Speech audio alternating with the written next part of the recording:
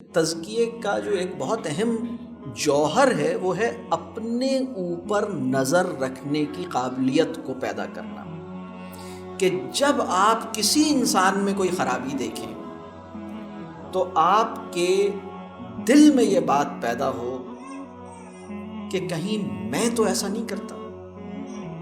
تو جب کسی کو غلط دیکھتے ہیں تو یہ سوچتے ہیں کہ یہ اس میں یہ مسئلہ کیوں ہے۔ نظام پہ کام کرنا بات کی بات ہے، نظام کو پہچاننا پہلی بات ہے۔ ہمارا رسپانس کیا تھا؟ ہمارا رسپانس تھا فرانس کی پروڈکٹس کا بائیکاٹ۔ تم وہ پروڈکٹس استعمال ہی کیوں کر رہے تھے؟ ہم کوئی بھی ایسی پروڈکٹ جو ہماری صحت کے لیے ٹھیک نہیں ہے ہم اسے کیوں لے رہے ہیں؟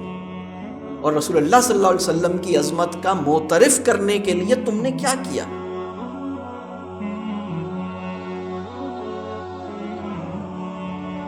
سب سے پہلی چیز یہ ہے، تبدیلی کی ایک درست ترتیب کیا ہونی چاہیے۔ فرد ہے، پھر خاندان ہے، پھر معاشرہ ہے، پھر تہذیب ہے، اور پھر نظام ہے۔ اگر آپ اس ترتیب کو نہ تسلیم کریں اور اگر آپ سوچیں کہ نہیں مجھے ڈائریکٹ جمپ لگا کے اوپر جانا ہے، تو چیزیں نہیں اپنی جگہ بیٹھیں گی اور یہ ایکویشن سالو نہیں ہوگی۔ ایکویشن اس وقت سالو ہوگی جب چیزوں کو درست آرڈر میں کیا جائے گا۔ آپ کو پتہ ہوگا کہ یہ سب سے پہلے اپنی ذات پہ کام کرنا ہے، اس کی بنیاد پر ایک مثالی گھرانے کو تشکیل دینا ہے، اس کی بنیاد پر ایک معاشرہ وجود میں آنا ہے، اس کی بنیاد پر ایک تہذیبی فضا پیدا ہونی ہے، اور اس کی بنیاد پر ایک نظام جو ہے وہ پیدا ہونا۔ یہ ایک سمجھیے کہ بڑا ضروری عمل ہے، اور اس میں جو ہمیں یعنی اب یہ تو پہلی بات ہے کہ ہمیں اس کی ترتیب کو سمجھنا ہوگا اور اس درست ترتیب میں ہمیں کام کرنا ہوگا۔ دوسرا پوائنٹ یہ ہے کرنے کے کام میں کہ جب آپ فرد کی بات کر رہے ہیں تو فرد میں ہر ایک کو اپنے تزکیے کی فکر کرنی ہوگی، یعنی اپنے تزکیے کی فکر یا اپنی فکر میں ڈوبنے کا پینڈیمک جو ہے وہ اس وقت مسلم امہ کو درکار ہے، اپنی فکر میں ڈوب جانے کا پینڈیمک۔ تو اس وقت ہم سب دوسروں کی فکر میں مبتلا ہوئے ہیں، اپنی فکر میں مبتلا نہیں ہوئے۔ اپنی نجات کی فکر ہمیں ہونی چاہیے۔ ابھی یعنی میں اکثر ایک بات یہ کہتا ہوں کہ اگر امت کی اصلاح کی فکر اپنی اصلاح کے جذبے پہ غالب آ جائے تو معاشرے میں فساد پیدا ہوتا ہے۔ یعنی اگر امت کی اصلاح کی فکر اپنی اصلاح کے جذبے پہ غالب آ جائے تو معاشرے میں فساد پیدا ہوتا ہے، چیزیں ٹھیک نہیں ہوتی۔ ہمیں اپنے آپ کو سمجھنے، اپنا تزکیہ کرنے، اس کی ذمہ داری لینی ہوگی۔ اپنے تزکیے کی ذمہ داری سے کیا مراد ہے؟ یہ بہت سمپل سی چیز ہے، یہ کوئی بہت مشکل کام نہیں ہے۔ اپنی نیت، اپنی خواہشات، ان کو پاکیزہ کرنا ہوگا، ان کی تطہیر کرنی ہوگی، اور اپنی سوچ اور اپنے عمل اس کی اصلاح کرنی ہوگی۔ تو ہمیں اپنے اوپر کام کرنے کی ضرورت ہے، اور اس کے لیے جو ہمیں بہت اہم وسائل اللہ نے جو فراہم کیے ہیں اس میں سب سے قیمتی جو چیز ہے وہ کلام الہی ہے۔ وہ ہم قرآن جو ہے وہ تزکیے میں ہمارا معاون ہے، یہ بالکل واضح طور پر بات آئی ہے۔ دلوں کو زنگ لگ جاتا ہے، اس دلوں کے زنگ کا علاج قرآن ہے، تو کلام الہی اس کی ایک بہت اہم کہہ لیجئے اللہ کی مہربانی ہے کہ اللہ نے ہدایت کا ایک سورس جو ہے ہمیں عطا فرمایا ہے۔ اسی طرح اس کا دوسرا جو یعنی کرنے کی بات ہے وہ اس میں موت کی یاد ہے۔ پورے مہینے میں کتنے دن ایسے ہیں، 30 میں سے کتنے دن ایسے ہیں جس کے بارے میں ہمیں یہ خیال آیا ہو کہ شاید یہ میرا آج آخری دن ہو؟ تو یہ خیال ہمیں نصیب نہیں ہوتا۔ ہم مطلب زندگی میں، پوری زندگی میں ایسے کتنے دن ہوں گے جس میں یہ خیال آیا ہوگا کہ شاید میرا آج آخری دن ہے؟ تو ہم اپنی موت کو کم از کم 20 سال دور دیکھ رہے ہوتے ہیں۔ ہمیں لگ رہا ہوتا ہے کہ کم از کم اگلے 20 سال تک تو میں نے نہیں مرنا۔ تو موت کا استحضار یا موت کی یاد جو ہے وہ اس کے لیے ضروری ہے۔ اسی طرح ایسے لوگوں سے تعلق ضروری ہے جن کو ہم مربی کہہ سکیں، جن کے ساتھ تعلق کے نتیجے میں ہمارے اندر فکر آخرت پیدا ہو، جن کو دیکھنے سے ہمیں خدا یاد آئے، جن سے ہمیں ایک فیئر فیڈ بیک ملے، اوپن فیڈ بیک ملے، جو ہمیں ہماری اصلاح میں ہماری مدد کر سکیں، جن سے جو ہمیں ہماری غفلتوں پر توجہ دلا سکیں، جو ہم حکمت میں، علم میں، خدا خوفی میں بڑھے ہوئے ہیں۔ اور الحمدللہ معاشرے میں ایسے لوگ ہیں، معاشرہ ایسے لوگوں سے خالی نہیں ہے۔ اسی طرح تزکیے کے لیے ایک اور چیز جو بڑی ضروری ہے، تزکیے کا جو ایک بہت اہم جوہر ہے وہ ہے اپنے اوپر نظر رکھنے کی قابلیت کو پیدا کرنا، اپنے آپ کو ٹٹولنے کی قابلیت کو پیدا کرنا۔ ہم سوچتے ہیں، یہ ایک عام سی بات ہے، لیکن یہ سوچنا کہ میں کیا سوچ رہا ہوں یہ بہت اہم ہے۔ ہم کچھ چاہتے ہیں لیکن یہ دیکھنا کہ میں کیا چاہ رہا ہوں یہ ایک بہت اہم بات ہے۔ تو اس کو میں کہتا ہوں اپنے اوپر نگاہ رکھنا، اپنے عمل کے بارے میں سوچنا کہ میں کیسا کر رہا ہوں، میں جس طرح مجھے زندگی گزارنی چاہیے کیا میں ویسی ہی گزار رہا ہوں یا نہیں گزار رہا۔ یہ کچھ بڑے اہم سوالات ہیں۔ تو اپنے آپ کو سمجھنا، یعنی اپنے آپ کو جاننے کا جو بہت اہم مقصود ہے وہ اپنا تزکیہ ہے، اور اپنا تزکیے کی جو بڑی ریکوائرمنٹ ہے وہ یہ ہے کہ آپ اپنے آپ کو جانیں۔ اگر آپ اپنے آپ کو دکھائی ہی نہیں دیتے، آپ کا نفس آپ کی نگاہ میں اپنا نفس ہے ہی نہیں، تو آپ اس میں جھاڑ جھنکار یا اس کی جو صفائی وفائی ہے وہ کیسے کریں گے؟ مطلب ایک کمرہ مجھے، یعنی وہ فرش جو مجھے دکھائی ہی نہیں دے رہا، اس کے کچرے کو میں سمیٹوں گا، اس کو ہٹاؤں گا کیسے؟ تو اپنے اوپر نظر رکھنے کی ضرورت ہوتی ہے۔ تو یہ تزکیے کے حوالے سے بہت ہی بیسک سی چند باتیں، یعنی کرنے کے کام میں یہ دوسرا پوائنٹ ہے تزکیہ۔ کرنے کے کام میں پہلا پوائنٹ تھا کہ ہماری ترتیب درست ہو جائے، فرد سے نظام۔ دوسری بات جو اپنے اوپر کام کرنا ہے، اپنا تزکیہ کرنا ہے، تو اس کے اندر میں نے یہ بات کی کہ تزکیے سے میری مراد کیا ہے کہ اپنی انٹینشنز یا اپنی انٹینٹ اور اپنی ڈیزائرز ان کو پیوریفائی کرنا ہے، اپنی تھاٹس اور اپنے ایکشنز کو ریکٹیفائی کرنا ہے۔ اسی طرح یہ کام کیسے ہوگا؟ قرآن سے جڑ کے ہوگا۔ قرآن ہمارا تزکیہ کرے گا، موت کی یاد ہمارا تزکیہ کرے گی، ایسے لوگوں کی صحبت اور ایسے لوگوں سے تعلق، مربیوں سے، وہ ہمارا تزکیہ کرے گا۔ اسی طرح غور و فکر اور تدبر اور اپنے اوپر نگاہ رکھنا، اپنے آپ کو دیکھنا، اپنے آپ کو سمجھنا۔ دیکھیے اصولی طور پر اگر ہمارے اندر ایمان موجود ہے تو ہماری سائیکی ایسی ہونی چاہیے کہ جب آپ کسی انسان میں کوئی خرابی دیکھیں تو آپ کے دل میں یہ بات پیدا ہو کہ کہیں میں تو ایسا نہیں کرتا۔ ہماری سائیکی الٹ ہے، ہم یہ سوچتے ہیں یہ ایسا کیوں کر رہا ہے، ہم یہ نہیں سوچتے کہ کہیں میں تو ایسا نہیں کر رہا، پہلی بات۔ پھر یہ سوچیں کہ کہیں میں ایسا کرتا تو نہیں رہا اور اب نہیں کر رہا، اللہ کا شکر ہے یا اللہ، اور مجھے معاف کریے، میں بھی پہلے ایسا ہی کرتا تھا جیسا یہ کر رہا ہے، مجھے معاف کیجیے، میں بھی پہلے یہی کرتا تھا جیسے یہ کر رہا ہے، اور کہیں میں ابھی بھی تو ایسا نہیں کر رہا، اور اللہ مجھے بچائے میں ایسا نہ کروں۔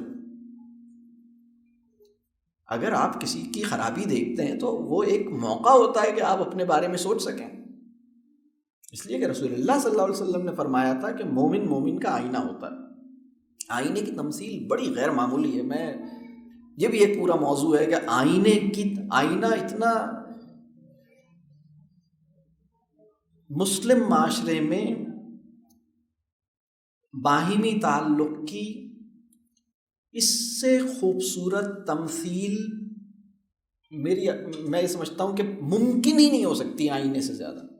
آئینے کے اندر مطلب دیکھیے، جب آئینہ آپ کو یہ بتاتا ہے کہ آپ کی شکل پہ کچھ مسئلہ ہے، یا آپ کے بال ٹھیک نہیں ہیں، یا آپ کا حلیہ ٹھیک نہیں ہے، آپ آئینے کو توڑتے نہیں ہیں، اور آپ آئینے سے ناراض نہیں ہوتے، اور آپ اگلے دن پھر دوبارہ آئینے کے پاس جاتے ہیں اور آپ اپنے آپ کو ٹھیک کرتے ہیں، اور پھر دوبارہ آئینے سے پوچھتے ہیں کہ بتاؤ اب صحیح ہو گیا؟ وہ کہتے ہیں نہیں ابھی بھی یہ مسئلہ ہے، دیکھو یہاں سے بال ٹھیک نہیں ہے، یا یہاں سے یہ مسئلہ ہے، آپ اسے ٹھیک کرتے ہیں۔ اور آئینہ سچ بولتا ہے، آئینہ آپ کا لحاظ نہیں کرتا۔ آئینے کو یہ ڈر نہیں ہوتا ہے کہ آپ کو آپ کا آپا دکھانے میں اس کو کوئی تردد تکلف نہیں ہوتا۔ یہ ہے آئینہ۔ فیئر فیڈ بیک کی اس سے اعلیٰ چیز کوئی نہیں۔ یعنی مغرب میں جو فیڈ بیک کا پورا تصور، آپ نے 360 degree feedback, sandwich feedback, یہ سب تصورات شاید کہیں سنے ہوں گے، اللہ میں معاف کرے، بہت سارا یعنی مغرب نے اپنے ورلڈ ویو کے اندر ہمیں بہت سارے تحفے بھیجے ہیں جو ہم نے ایسے قبول کر رکھے ہیں جیسے اسرائیل، مطلب وہ جو من و سلوہ آیا ہے، یا یہ کوئی حضرت جبرائیل لے کے نازل ہوئے ہیں، بالکل ایسی صورتحال ہے ہماری، بالکل ہم فدا ہیں اس کے اوپر۔ لیکن میں آپ سے بات کروں کہ آئینے کی تمثیل اتنی کمال کی تمثیل ہے کہ فیڈ بیک کا کوئی سٹینڈرڈ اور کوئی ہائیسٹ پاسبل کوالٹی ڈیفینیشن آئینے کی تمثیل کا مقابلہ نہیں کر سکتے. تو میں اکثر یہ بات کہتا ہوں کہ باہمی تعلق کا جو ہائیسٹ پاسبل اسٹینڈرڈ ہے وہ یہ ہے کہ میرا جس سے اگر میرا اپنی بیوی سے تعلق ہے تو یہ باہمی تزکیہ اس کے اندر ممکن ہو سکے, اور باہمی تزکیہ ممکن ہو رہا ہے تو اس کا مطلب ہے وہ میرا آئینہ ہے, میں اس کا آئینہ ہوں. اب اس میں کئی باتیں ہیں. جب میں اس کو کوئی غلطی کرتے ہوئے دیکھتا ہوں تو پہلا خیال مجھے یہ ہوتا ہے کہ کہیں میں تو یہ نہیں کر رہا, اور دوسری فکر یہ پیدا ہوتی ہے کہ میں اس کو اس سے کیسے بچاؤں.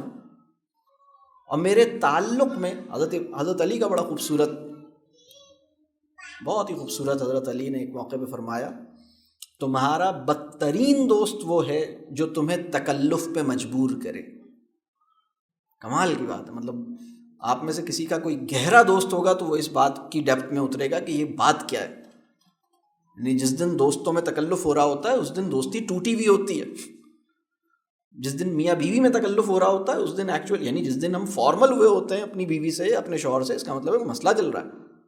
نہیں, یہ نہیں ہونا چاہیے. تو یہ جو ایک سطح ہے باہمی اعتماد کی, باہمی تعلق کی, جس میں ایک اوپن فیئر فیڈ بیک ممکن ہو سکے, جس میں باہمی تزکیہ ممکن ہو سکے, اس سٹینڈرڈ پر پہنچنا کم از کم ہمارے ویژن کا پارٹ تو ہو. مطلب ہم کم از کم سوچ تو سکیں کہ یار یہ وہ چوٹی ہے جہاں اگر اللہ پہنچا دے تو کیا بات ہے, کوشش کروں گا ہمارا تعلق ادھر اس سطح پر بلند ہو سکے. کاش, اللہ کرے, آرزو ہے, کوشش ہے, اللہ ہماری تخیل میں وہ رعنائی پیدا کرے کہ یہ ہم کم از کم سوچ تو سکیں. تربیہ جو ہے اپنے تزکیے کی فکر کا تسلسل ہے. تربیہ تبلیغ کیا ہے؟ تبلیغ جو ہے میں جس بات کو سچ سمجھتا ہوں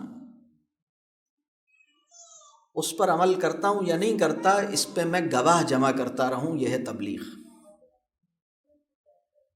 میری بات سمجھ آئی؟ میں جس بات کو صحیح سمجھتا ہوں اس پہ عامل ہو پایا یا نہیں ہو پایا, وہ میری زندگی میں ڈھل سکا یا نہیں ڈھل سکا, جس بات کو میں نے صحیح سمجھا ہے اس کے گواہ جمع کرنے کا پروسیس ہے تبلیغ. ظاہر سی بات ہے کہ آپ بہت جن کو تبلیغ کہہ رہے ہیں تو وہ آپ کے اندر دیکھیں گے نا کہ بھئی آپ کرتے ہیں کہ نہیں کرتے. آپ ہمیں بتا رہے ہیں یہ کریں تو آپ کرتے ہیں کہ نہیں کرتے. اتنے گواہ جمع کیا آپ نے تبلیغ کے ذریعے, یہ بہت اہم بات ہے. مطلب یہ یعنی اپنی تزکیہ کی فکر کے اندر جب انسان تبلیغ کرتا ہے تو وہ اپنے لیے بہت سارے, اپنے آپ کو تھامے رہنے کے سمجھ لیں بہت سارے, یہ اتنے سارے لوگ ہیں. اگر 5 آدمیوں کو آپ نے بتایا کہ بھائی, آپ نے 5 دوستوں کو یہ بتایا کہ دیکھو والدین کے ساتھ ایسے بات کرتے ہیں, ایسے نہیں کرتے, ایسے کرتے ہیں, تو اب ان 5 دوستوں کو تو آپ نے گواہ بنا لیا نا کہ کم از کم ان کے سامنے تو اپنے والدین سے پھر تمیز سے بات کرنی پڑے گی نا, اور یہ تو کم از کم دیکھیں گے نا کہ بھائی کیسے کرتے ہیں ہم بات. یہ اپنی اصلاح کی فکر جو ہے یہ بہت بنیادی فکر ہے جو اللہ کرے کہ ہمیں نصیب ہو. ہمارا مسئلہ یہ ہوا ہے کہ ہمیں دوسروں کی فکر, ہمیں یعنی اتنا عام ہے, بچوں کی فکر ہے. مطلب میں حیران ہوں. مطلب دیکھیے, میں ایک سوال اکثر کرتا ہوں, اگر ہمارے بچے کا انتقال ہو جائے تو وہ سیدھا کہاں جائے گا؟ ایک نابالغ بچے کا انتقال ہو, وہ کہاں جائے گا؟ کہاں جائے گا؟ جنت میں جائے گا. Are you sure? یعنی وہ بچہ جو بات نہیں مانتا, وہ بچہ جو کام نہیں کرتا, وہ بچہ جو نماز نہیں پڑھتا, وہ بچہ جو ہوم ورک نہیں کرتا, بالغ ہونے سے پہلے کی بات کر رہا ہوں میں, بچہ وہ تبھی تک ہے جب وہ بالغ نہیں, نابالغ کی بات کر رہا ہوں. وہ بچہ جو آپ کو تنگ کرتا ہے, وہ بچہ جو نماز نہیں پڑھتا, وہ بچہ جو اسکول میں فیل ہوتا ہے, وہ بچہ جو بات نہیں مانتا, وہ بچہ جو آپ کو پریشان کرتا ہے, اگر وہ انتقال فرما جائے تو سیدھا جنت میں جائے گا. اور اگر آپ انتقال فرما جائیں تو کیا آپ اس یقین سے کہہ سکتے ہیں کہ آپ سیدھے جنت میں جائیں گے؟ مسئلہ یہ ہے کہ آلودہ پاکیزہ کو سیدھا کرنے پہ تلا ہوا ہے. یہ بات سمجھ آ رہی ہے؟ لیس پیور یا امپیور پیور کے ساتھ کھینچا تانی کر رہا ہے, اس کو دیکھ کے اپنے آپ یعنی اپنی فکر نہیں کر رہا. اصل میں تو اپنی فکر, میں آپ کو بتاؤں اگر ہمیں اپنی فکر ہوگی تو ہمارے چاہنے والوں اور ہمارے متعلقین کو بھی اپنی فکر ہوگی. ہمیں چونکہ اس کی فکر ہے، ہمیں دوسروں کی فکر ہے، تو ہمارے بچے بھی دوسروں کی فکر کے ساتھ ہی بڑے ہوتے ہیں. ان کو بھی دوسروں کی فکر لگتی ہے، انہیں ہماری اپنی فکر نہیں لگتی. یہ بات سمجھ آ رہی ہے؟ ایک ہے اپنی فکر، یعنی مجھے اپنی فکر ہے، اپنی نجات کی فکر ہے، تو میرے ساتھ جو بندہ ہے اسے بھی اپنی فکر لگے گی. اگر خدا نخواستہ ہمارا کوئی ایسا دوست ہو جس کو پلاٹ خریدنے کا شوق ہو جائے، ٹھیک ہے، اور صبح شام مطلب یا کوئی اور ایسی چیز سونا خریدنے کا شوق ہو جائے اور بڑا جمع کرتا رہے، اور جب ہم اس سے ملیں تو وہ کہے یار میں نے وہ خریدا تھا نا، دیکھو میں نے 5 لاکھ کا خریدا تھا 15 لاکھ کا ہو گیا، وہ میں نے 10 لاکھ کا خریدا تھا 20 لاکھ کا ہو گیا، وہ میں نے 40 لاکھ کا خریدا تھا 2 کروڑ کا ہو گیا، وہ میں نے اتنے تولے خریدا تھا اب اتنے تولہ اتنے کا ہو گیا، یہ اتنے کا ہو گیا، وہ اتنے.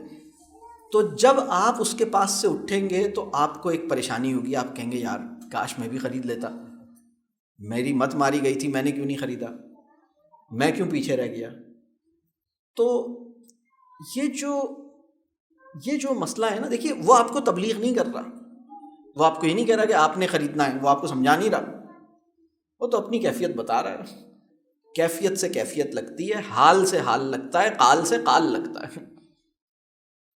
نہیں، چونکہ اس کے مربی کو سب کی فکر ہے، اپنی فکر نہیں ہے، لہٰذا اس کو بھی سب کی فکر لگی ہے، اپنی فکر نہیں لگی. سب کو سب کی فکر لگی ہے، اپنی نہیں لگی.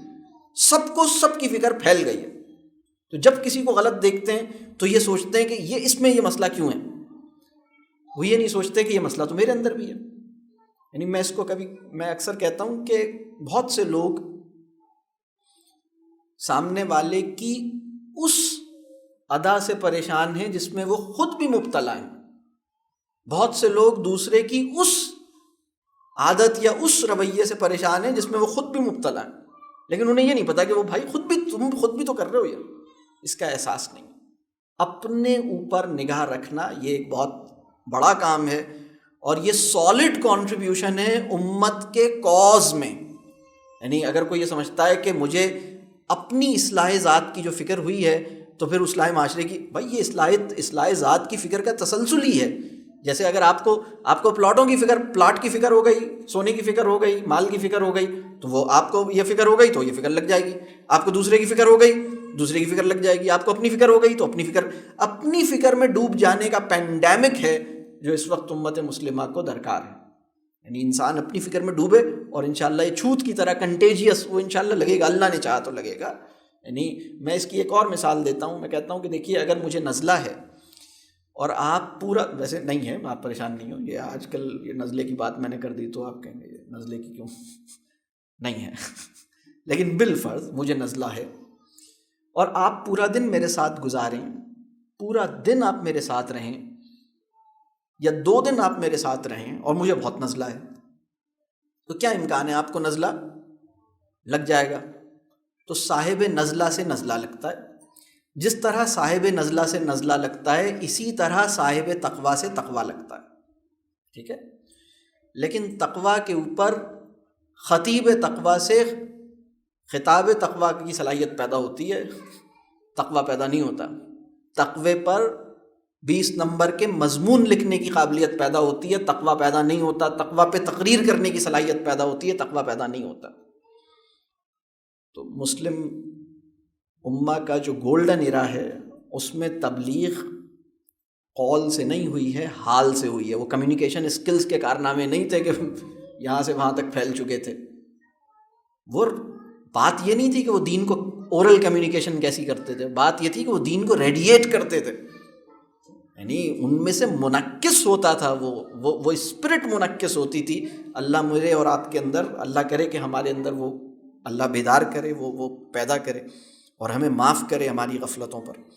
تو تیسرا پوائنٹ جو بہت اہم ہے وہ ہے مغربی تہذیب اور سرمایہ داری کا جو شر ہے اور اس کی جو قباحتیں ہیں، اللہ کرے کہ ہمارا ذہن اس پہ کھلے. مغربی تہذیب، سرمایہ دارانہ نظام اور اس کے ساتھ جو بھی اس سے متعلقہ نظام ہے، اس کی قباحتیں، اس کا شر ہم پہ واضح ہو سکے. حضرت عمر رضی اللہ تعالیٰ عنہ کا ایک بڑا خوبصورت قول ہے. حضرت عمر فرماتے ہیں وہ شخص جو شر کی حقیقت کو نہیں پہچانتا وہ خیر کی کڑیاں بکھیر دے گا. آج کے عہد، ہم جس عہد میں زندہ ہیں وہ مغرب کا عہد ہے. ہم مغرب کی فضا میں سانس لے رہے ہیں، مغربی تہذیب کی فضا میں سانس لے رہے ہیں. مغربی تہذیب کیا ہے، سرمایہ دارانہ نظام کیا ہے، اس کی اساس کیا ہے، اس کی مابعد الطبیعات کیا ہے. نظام پہ کام کرنا بعد کی بات ہے، نظام کو پہچاننا پہلی بات ہے. یعنی سب سے اہم بات یہ ہے کہ آپ اس نظام سے ان سبسکرائب کرنے کے قابل ہو جائیں جس سے لڑنے کی آپ، یعنی جس کو دیکھ کے مکے لہراتے ہیں. ہماری جو فوڈ چوائسیز ہیں، اگر کوئی اس کا تجزیہ کر لے کہ ہم پورا دن کھاتے کیا ہیں، تو ہم وہ کھاتے ہیں جو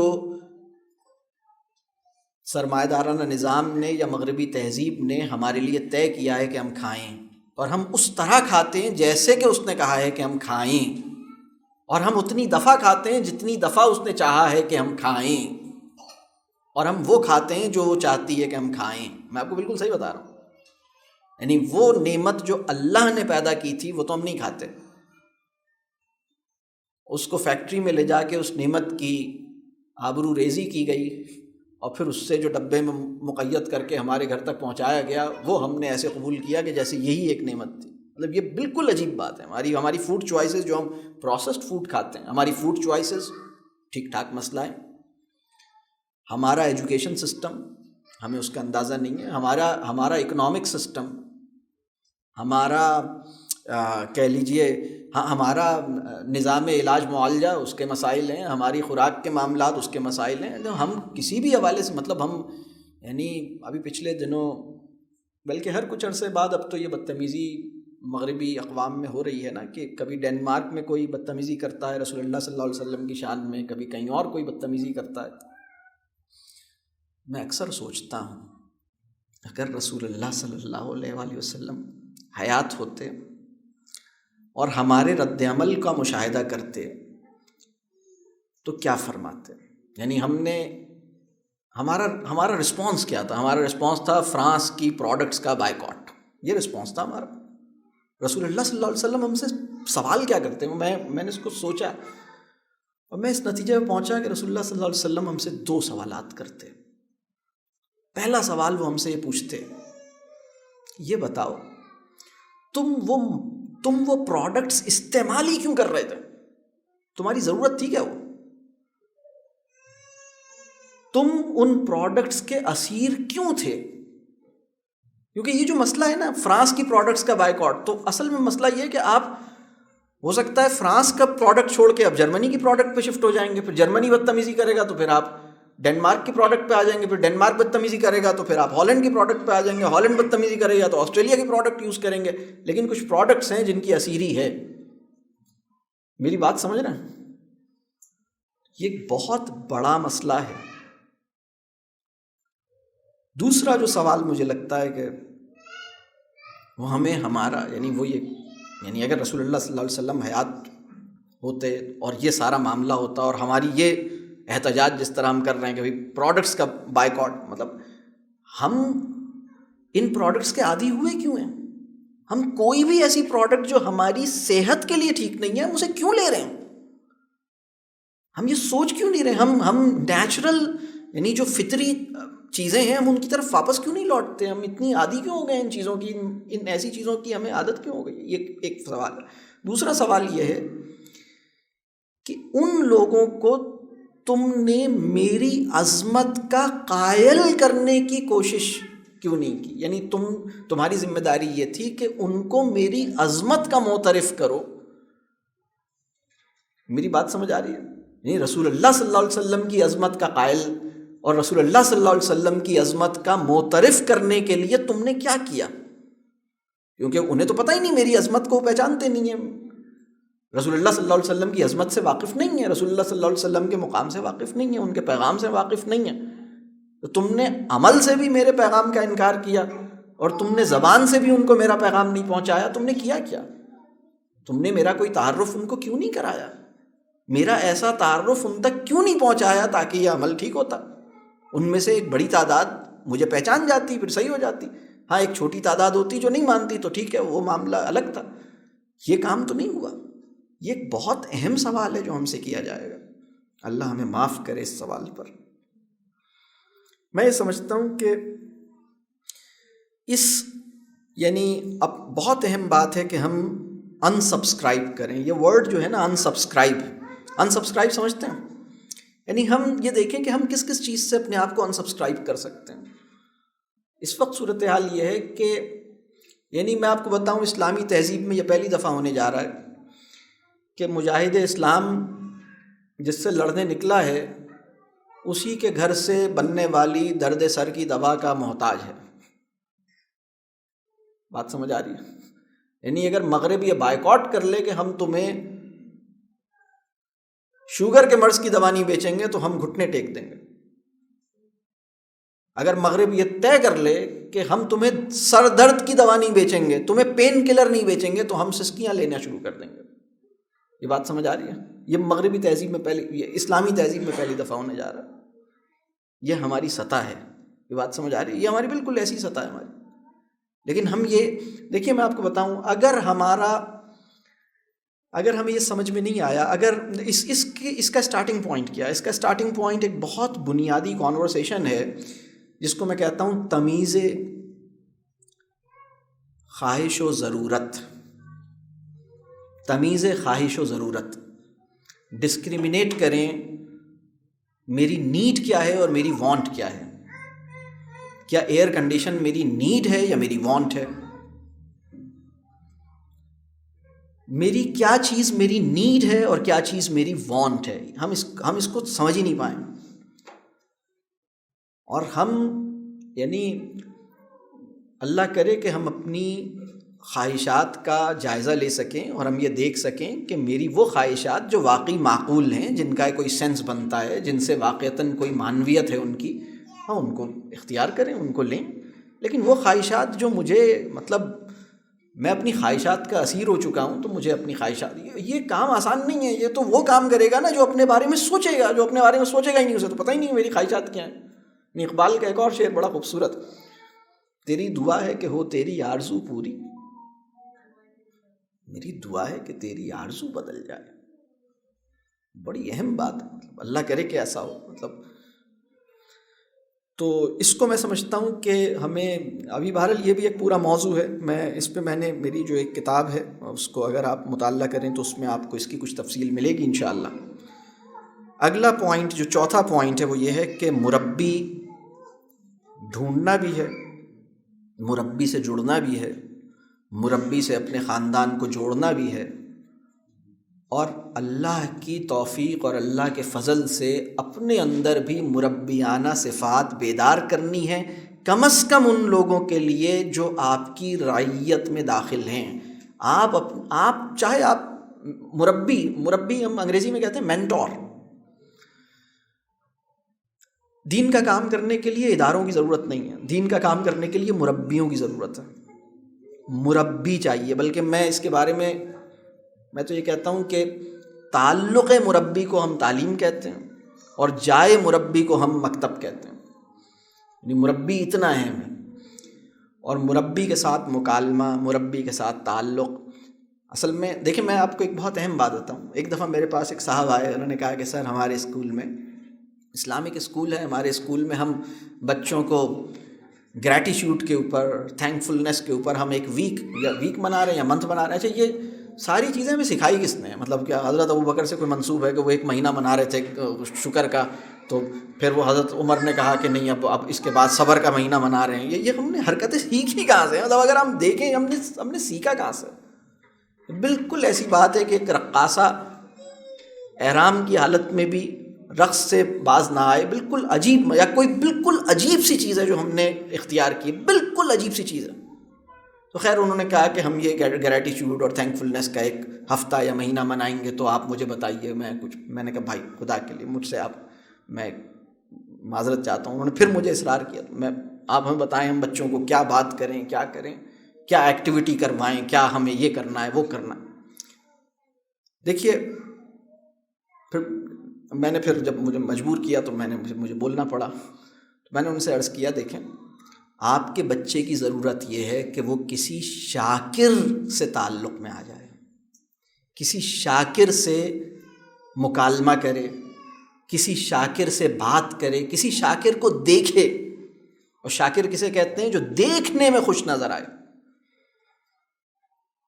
جس کی اصل میں کلمہ شکر اور حالت شکر ایک چیز نہیں ہوتی.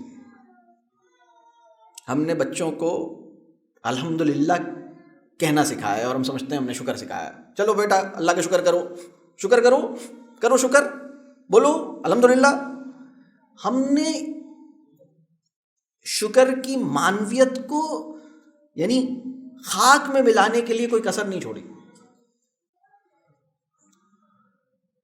ہم اس کو ایکسپلور نہیں کر پائے کہ یہ پورا ایکسپیرینس کیا ہے، اس کی معنویت کیا ہے، یہ میرے شعور کے لیے کیا حیثیت رکھتی ہے، یہ میرے محسوسات کے لینڈسکیپ کے اوپر، میرے ایموشنل اور سائیکولوجیکل لینڈسکیپ کے اوپر اس کی کیا تاثیر مرتب ہونی چاہیے. ہم نے اس کو پہچانا نہیں. بچے کی ضرورت یہ ہے کہ وہ کسی شاکر کا دیدار کرے، کسی شاکر کی صحبت میں آئے، کسی شاکر سے مصافحہ کرے، کسی شاکر سے مکالمہ کرے، اور وہ یہ دیکھے کہ یہ ایک صاحب آئے کمرے میں اور ان کے لیے اتنا آسان ہے یہ کہنا کوئی بات نہیں. ان کا پاؤں ٹکرا گیا ٹیبل سے تو انہوں نے کہا سبحان اللہ الحمدللہ، انہیں کوئی مسئلہ ہی نہیں ہوا.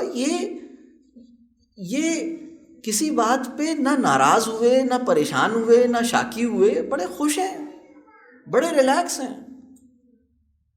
یعنی اس نے مجھے جس حال میں رکھا، اس نے مجھے جس حال میں رکھنا پسند کیا وہ مجھے بھی پسند آ گیا. یہ ہے شکر کا معیار. آپ نے مجھے جس حال میں رکھا ہے مجھے وہ پسند ہے، مجھے وہ قبول ہے. یہ تو میں یہ بات اس لیے کر رہا ہوں کہ ہماری مربی جو ہے بہت اہم ہے. نصاب بنانے سے کچھ نہیں ہوگا.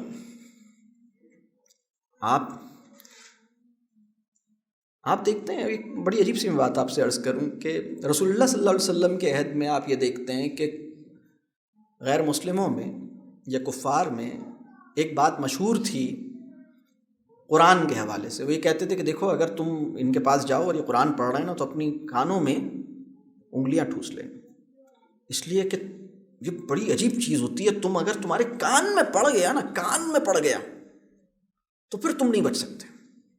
اور ایک دوسرے کو وارن کرتے تھے اور ایک دوسرے کو سمجھاتے تھے کہ دیکھو اگر ان کے قریب سے گزرو، ان کے گھروں کے باہر سے گزرو، ان کے کہیں یہ بیٹھے ہوئے کچھ پڑھ تو سننا نہیں یار، کان میں انگلیاں ڈال دیں. اور یہ سب ایسا کرتے تھے، کان میں ایسے انگلیاں ڈالتے تھے کہ یار کہیں کان میں نہ پڑ جائے، سن نہ لینا، کیونکہ اگر تمہارے کان میں ایک جملہ پڑ گیا تو تم یوں ہو جاؤ گے، یوں ہو جاؤ گے. اللہ اکبر. یعنی اس سے ایک بات سمجھ آتی ہے کہ قرآن کی 2 آیتیں بھی کایا پلٹنے کی قوت رکھتی ہیں. 2 آیتیں بھی کایا پلٹنے کی قوت رکھتی ہیں اگر وہ حامل قرآن کی زبان سے ادا ہو. یعنی اگر وہ انسان جس نے اس کو اندر سے جذب کیا ہے تو اچھا آج ہم دیکھتے ہیں آپ کسی کو پورا قرآن انڈیل دیں اس کے اندر، آپ اس کو پورا دورہ قرآن کرا دیں، آپ کو پتہ لگے گا ویسے کہ ویسے ہی ہے. آپ کو نظر آتا ہے مسئلہ یہ. آپ کو پتہ لگے گا اپنی بیوی کے ساتھ آج بھی ان کی تعلق ویسے ہی ہیں جیسے پہلے تھے، اپنے بچے کے ساتھ آج بھی ویسے ہی ہیں جیسے پہلے تھے، اپنی خالہ سے آج بھی لڑتے ہیں، اپنی ساس سے ویسے ہی مسئلہ ہے، اپنی بہو کے ساتھ ویسی ہی شکایت ہے، اپنی اماں سے وہی ناراضگی ہے، اپنے بھائی سے وہی عداوت ہے، اپنے ملازمین کے اوپر وہی سختی ہے، اپنے پڑوسی سے وہی بیزاری ہے. میں آپ کو بتاؤں دینداری کی پریکٹیکل ڈیمانسٹریشن کا نام ہے تعلق داری. تعلق داری جو ہوتی ہے نا وہ دینداری کی پریکٹیکل ڈیمانسٹریشن ہے. لیکن چونکہ ہمارا تصور مذہب اتنا سکڑ گیا ہے اور اتنا سمٹ گیا ہے کہ بس ہمارے الگ مسائل ہیں، اللہ ہمیں معاف کرے. تو یہ جو میں بات عرض کر رہا ہوں کہ ہمیں مربی ڈھونڈنا ہے، ہمیں مربی سے جڑنا ہے، ہمیں اپنی فیملی کو، اپنے بچوں کو مربی سے جوڑنا ہے، اور کم از کم وہ لوگ جو ہماری رعیت میں ہیں جن کی تربیہ کی ذمہ داری ہم پر ڈالی گئی ہے، اور اگر ہم نے وہ نہیں نبھائی تو ہمارا سوال ہوگا۔ تو اس احساس کو زندہ رکھتے ہوئے کہ میں مربی نہیں ہوں، اس ذمہ داری کو محسوس کرتے ہوئے کہ یہ میری ذمہ داری ہے، خدا نے ڈالی ہے، اگر خدا نے ڈالی ہے تو وہ لے لے گا یہ ذمہ داری، اس احساس کو سلامت رکھتے ہوئے کہ میں مربی نہیں ہوں، اس ذمہ داری کو قبول کرتے ہوئے کہ مجھے یہ کام کرنا ہے، اللہ تعالیٰ ہمیں اس کام میں لگائے۔ اور میں آپ کو بتاؤں، جو سچا مربی ہوگا وہ اپنے آپ کو مربی تسلیم نہیں کرے گا۔ جو سچا مربی ہوگا وہ مربی ہونے کا دعویٰ نہیں کرے گا، وہ یہ نہیں کہے گا میں مربی ہوں آ جاؤ، وہ یہ نہیں کہے گا۔ مسئلہ یہ ہوا ہے کہ مطلب یعنی اپنے اندر سے کوتوال والی ذہنیت اور چوکیدار والی جو کہہ لیجئے شخصیت ہے، اس سے اپنے آپ کو دستبردار کرنا ہوگا تربیہ اور تزکیہ کی روح کو برقرار رکھنے اور اچیو کرنے کے لیے۔ میری یہ بات محسوس ہو رہی ہے، میں جو بات عرض کر رہا ہوں، اور یہ بڑے اکرام کے ساتھ ہوگا، بڑی تکریم کے ساتھ ہوگا، اپنے اندر ڈوبنے سے ہوگا۔ تو یہ پہلی بات میں نے یہ کہی ترتیب۔ دوسری بات جو میں نے کہی وہ اپنے تزکیے کی فکر، اور اس کی پھر تزکیہ کیا ہے اور وہ کیسے ممکن ہے، اس کا ایک بہت ہی مختصر، یعنی ظاہر سی بات ہے یہ بھی ایک پورا موضوع ہے، اور میں خدا کی قسم کھا کے کہتا ہوں کہ مجھے بھی تزکیے کی اتنی ہی ضرورت ہے جتنی کسی اور کو ہے۔ آپ کو یہ گمان نہیں ہونا چاہیے کہ یہ آدمی جو بات کر رہا ہے شاید اپنی تزکیے کی ضرورت سے فارغ ہے۔ میں یعنی یہ ساری چیزوں کی تزکیے کی ضرورت مجھے خود ہے۔ تو اللہ سے دعا کیجئے کہ میرے کلام کا اثر مجھ پر بھی ہو، اور اس میں جو خیر ہے وہ آپ پہ بھی، آپ کو وہ ملے۔ تو یہ جو بات ہے، اپنے اوپر کام کرنا ہے، مغربی تہذیب اور سرمایہ دارانہ نظام کا شر پہچاننا ہے، اس کی قباحتوں سے واقف ہونا ہے۔ پھر چوتھا پوائنٹ یہ ہے کہ مربی ڈھونڈنا بھی ہے، مربی سے جڑنا بھی ہے، مربی سے جوڑنا بھی ہے، اور جن بچوں کی، جن طلباء کی، خاص طور پہ اپنی اولاد اور اپنی رعیت کی جو تربیت کی ذمہ داری خدا نے ہمارے اوپر لازمی طور پر لگائی ہے، جس کا سوال ہم سے کیا جائے گا، اس ذمہ داری کو نبھانے کی فکر اپنے اندر پیدا کرنی ہے، اس احساس کے ساتھ کہ میں مربی نہیں ہوں، اس ضرورت کے ساتھ کہ بہرحال یہ وہ ذمہ داری ہے جو خدا نے ڈالی ہے، تو خدا یہ ذمہ داری مجھ سے ادا کروا دے، اس کی فکر ہمیں اپنے اندر پیدا کرنی ہے۔ یعنی ہمیں اپنی اولاد کا کم از کم مربی بننا ہے، باقی پوری دنیا کے بنے یا نہ بنے، اپنی اولاد کا مربی بننا ہے۔ دنیا کو مربی خود ہی مل جائے گا اس پورے پروسیس کے نتیجے میں انشاءاللہ تعالی۔ پھر اسی طرح مربی کے ساتھ جو ایک بات اور ہے وہ ہے حلقہ۔ حلقہ بہت اہم چیز ہے۔ مسلمانوں کا جو اپنا ایجوکیشن ماڈل تھا، اس کے دو بڑے اہم اجزاء تھے۔ اس کا ایک جز تھا حلقہ اور دوسرا جز تھا رحلہ۔ حلقہ وہ تھا کہ ایک یعنی نشست ہوتی تھی، ایک مربی ہوتا تھا، بیٹھ کے بات کرتے تھے، اس کے اندر بیانات نہیں ہوتے تھے، اس کے اندر لیکچر نہیں ہوتا تھا، اس کے اندر ٹیچ نہیں کیا جاتا تھا، اس کے اندر جس احساس میں وہ مربی ہے اس احساس میں وہ احساس منتقل ہوتا تھا۔ وہ ایک مکالماتی نشست تھی، مکالمہ تھا۔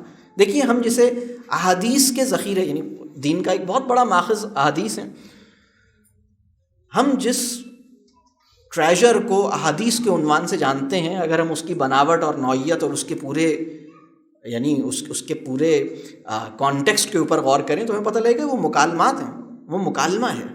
وہ رسول اللہ صلی اللہ علیہ وسلم سے ایک سوال کرتا ہے کوئی، وہ جواب دیتے ہیں، وہ کسی موقع پہ وہ مکالمے کی وہ داستان ہے، وہ مکالمے کا دبستان ہے، وہ مکالمہ ہے جس میں غیر معمولی وزڈم سموئی ہوئی ہے۔ تو مکالمے کا احیاء کرنا ہوگا، حلقہ بنانا ہوگا، مربی سے جڑنا ہوگا، بات چیت کرنی ہوگی۔ باتیں خالص تعلیمی کام ہوتا ہے۔ کسی بھی انسان کی زندگی میں سب سے بڑی تعلیمی اپرچونٹی، سب سے بڑی ایجوکیشنل اپرچونٹی اس وقت پیدا ہوتی ہے جب اس کے ذہن میں سوال پیدا ہوتا ہے۔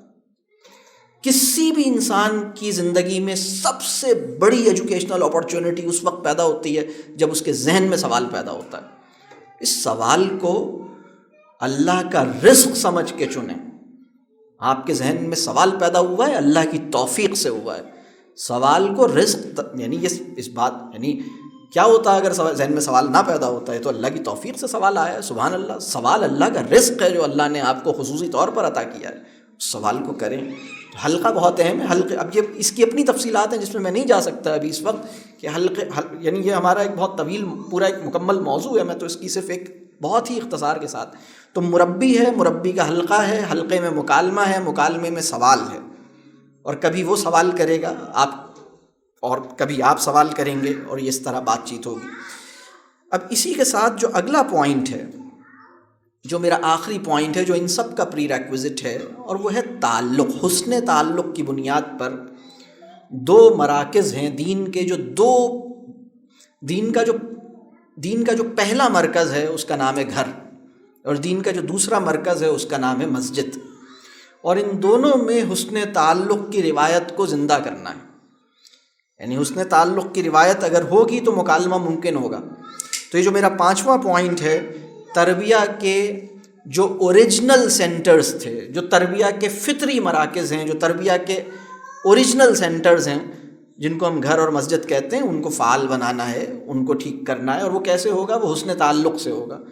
یعنی حسن تعلق کا مطلب یہ ہے کہ یہ میری گفتگو سے اس کو یہ نہ لگے کہ مجھے انسٹرکٹ کیا جا رہا ہے، بلکہ اس کو یہ لگے کہ میرے سامنے آپشنز کھولے جا رہے ہیں. یہ رسپیکٹڈ فیل کرے، یہ کمفرٹیبل فیل کرے، مجھ سے سوال کر سکے. تعلق کہتے کس کو ہیں؟ رشتے میں آپ میاں بیوی ہیں، لیکن آپ دونوں کی اگر بات چیت نہیں ہوتی ہے اور آپ ایک دوسرے سے ناراض ہیں تو اس کا مطلب ہے رشتہ ہے، تعلق نہیں ہے. رشتے میں ماں باپ ہیں، باپ بیٹا ہے، لیکن باپ بیٹے سے بات نہیں کرتا، بیٹا باپ سے ڈرتا رہتا، تو اس کا مطلب تعلق نہیں ہے، رشتہ ہے. باپ بیٹے کا رشتہ ہے لیکن تعلق نہیں ہے. تعلق کا مطلب یہ ہے کہ وہ اپنا مسئلہ آپ کو بتا سکے، آپ سے مشورہ لے سکے، اپنی بات آپ سے کہہ سکے، آپ سے سوال پوچھ سکے، آپ کے ساتھ وقت گزارنا چاہے، آپ کی پریزنس میں انکمفرٹیبل نہ ہو، آپ کی پریزنس میں وہ سہولت محسوس کرے، آپ سے اپنی بات کہہ سکے، سوال کر سکے، مشورہ لے سکے.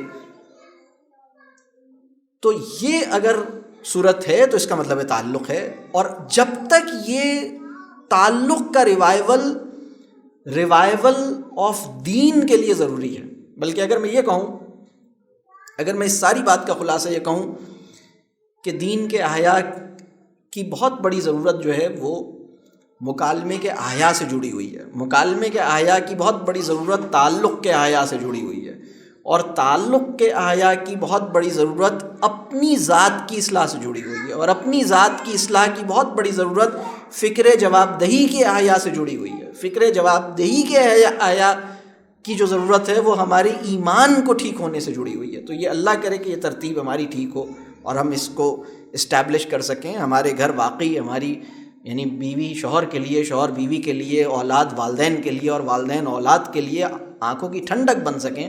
اللہ کرے کہ یہ دن دیکھنا نصیب ہو.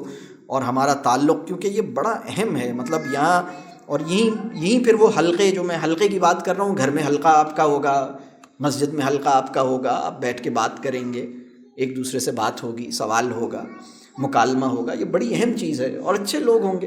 تو یہ وہ پروسیس ہے. اس پورے کام کو ہم، اس کی پوری ڈیٹیل ہے جس کو ہم کہتے ہیں تربیہ تحریک. تو ERDC جب میں اپنا کوئی تعارف میں نے نہیں کرایا، بس میں صرف اتنا بتا دوں، میرا نام سلمان آصف صدیقی ہے، ہمارا ادارہ ہے ERDC educational resource development centre. تو ERDC جو ہے وہ اس کا اصل کہہ لیجئے، جو اب ہم یعنی جو اللہ بس آسان فرمائے، یہ جو تربیہ تحریک ہمارا یہ خیال ہے کہ مسلم امہ کا سب سے بڑا مسئلہ، بلکہ مسلم امہ چھوڑیے پوری دنیا کا سب سے بڑا مسئلہ، کووڈ نہیں ہے، پولیو نہیں ہے، انفلیشن نہیں ہے، پیٹرول کی قیمتیں نہیں ہیں. سب سے بڑا مسئلہ جو ہے وہ کیریکٹر کرائسس ہے. سب سے بڑا مسئلہ جو ہے وہ اخلاقی دیوالیہ پن ہے. سب سے بڑا مسئلہ جو ہے وہ ایمان، علم اور اخلاقی جو انحطاط ہے. یہ ہمارے مسائل ہیں، ان کو ٹھیک ہونا چاہیے.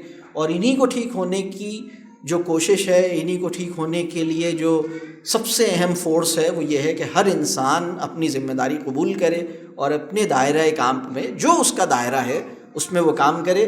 اس وائمے میں نہیں پڑے کہ میں چھوٹا سا کام کر رہا ہوں تو یہ چھوٹا کام بڑا کام ہوتا ہے. یہ بات بہت اہم ہے. اصل میں مسئلہ یہ ہوا ہے کہ مغربی تہذیب نے ہمیں ایک عجیب سا مزاج پیدا کیا ہے. یعنی کوئی بھی انسان چھوٹا کام کرنا ہی نہیں چاہتا، وہ چاہتا ہے ڈائریکٹ ہی چھلانگ لگا کے 2 لاکھ لوگوں کو اپروچ کرے، وہ بڑا کام کرے، بگ شاٹ، چھکا. ارے بھائی یار، تم اپنے حصے کا کام کرو. آپ اس بات کا یقین کر لیجئے کہ اگر آپ اپنے بچے کے لیے دودھ گرم کر رہی ہیں یا کہانی سنا رہی ہیں یا ان کے ساتھ فٹ بال کھیل رہے ہیں تو آپ حالت عبادت میں ہیں، آپ ایک نیک کام کر رہے ہیں، ایک اچھا کام کر رہے ہیں، اور آپ ایک تربیہ موومنٹ کے اندر کنٹریبیوٹ کر رہے ہیں، آپ ایک کرنے والا کام، آپ بیٹھ کے باتیں کر رہے ہیں اور اس کا مسئلہ سن رہے ہیں، تو یہ ایک بہت اہم کام کر رہے ہیں، اس لیے کہ اس کی بڑی فطری ضرورت ہے تعلق کی ضرورت، اس کی بڑی فطری ضرورت ہے شعور کی ضرورت، یہ مکالمے سے پوری ہوتی ہے، یہ ان چیزوں پہ توجہ دینے سے پوری ہوتی ہے، اور اگر یہ پوری نہیں ہو تو پھر آپ بڑا مطلب یہ گراؤنڈ ورک ہے، یہ بیسک کام ہے جو کرنا پڑے گا اپنے گھروں کو جو ہے وہ اللہ کرے کہ ہم تربیت کا صحیح مرکز بنانے میں کامیاب ہوں۔ اور بہرحال اس پر اگر کوئی بات کرنا چاہے، میں ایک سم اپ کر دوں، میری گفتگو کے 5 حصے تھے۔ پہلے حصے میں نے بات کی کہ تبدیلی کا تصور ہم ٹھیک کریں، دوسرے حصے میں نے بات کی کہ فکر امت جو ہے اس کی صحیح اور مناسب اور پسندیدہ بنیادیں کیا ہیں اور اس کی غلط بنیادیں کیا ہو سکتی ہیں۔ تیسرے حصے میں نے یہ بات کی کہ ہمارا تصور کامیابی جو ہے وہ مغرب کے تصور کامیابی سے کیسے الگ ہے، اور ہمیں اپنے ایمانی تناظر میں اپنے تصور کامیابی کو ٹھیک کرنے کی ضرورت ہے، اور ہمیں واضح ہو کہ یہ ہمارا تصور کامیابی ہے۔ چوتھی بات میں نے یہ عرض کی کہ تبدیلی کیوں نہیں آتی، اس کی کیا وجوہات ہیں، اور پھر ان وجوہات کی کیا وجوہات ہیں، اس پہ میں نے کچھ بات کی۔ پانچویں بات میں نے یہ کہی کہ کرنے کے کام کیا ہیں، اور اس میں نے 5 بنیادی کاموں کی طرف نشاندہی کی۔ یہ موضوع ایسا ہے کہ اس کی بہت تفصیلات ممکن ہیں، لیکن میں کوشش میں نے کی کہ کچھ بنیادی سی باتیں آ جائیں۔ ظاہر سی بات ہے کہ بہت ساری چیزیں نہیں آ سکیں اور اس وقت میں نہیں آ سکتی، لیکن اللہ اپنی قدرت سے ہمارے شعور کی کجی کا، ہمارے فہم کی کمزوری کا اللہ اپنی قدرت سے ازالہ فرمائے، اور ہمیں خیر اور ہمیں علم جو ہے اور حکمت جو ہے جسے خیر کثیر کہا گیا ہے، رب کریم ہمیں ہماری نادانیوں، ہماری نااہلیوں پہ ہم سے ناراض نہ ہو، اور ہمیں خیر کثیر جسے حکمت کہا گیا ہے اللہ ہمیں اسے عطا کر دے، کیونکہ ہم اس کے بڑے سخت محتاج ہیں۔